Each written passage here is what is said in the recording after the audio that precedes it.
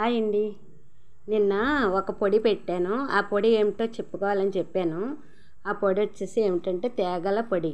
తేగల పొడికి కావలసిన పదార్థాలు: తేగ ముక్కలు, పచ్చిమిర్చి, జీలకర్ర, ఉప్పు, కరివేపాకు. ఇవన్నీ వేసి మిక్సీలో వేసి మిక్సీ పడితే పొడి చాలా బాగుంటుంది, కమ్మకమ్మగా ఉంటుంది. కరివేపాకు ఇలా ఉందేంటని అనుకోకండి. ఈ కరివేపాకు కడిగేసి బాగా ఆరపెట్టేసి పేపర్లో వేసి అది లూజుగా పొట్లం కట్టి ఫ్రిడ్జ్లో పెడితే ఇలా పొడి పొడిలాడుతూ ఉంటుంది. ఈ కరివేపాకు అయితే పచ్చి వాసన లేకుండా ఉంటుంది, పాడవకుండా ఉంటుంది పొడి. అందుకని ఈ పొడి వేసుకోవాలి, ఈ కరివేపాకు వేసుకోవాలి. కమ్మనైన తేగల పొడి రెడీ అవుతుంది. నచ్చితే ట్రై చేసి చూడండి, చాలా బాగుంటుంది.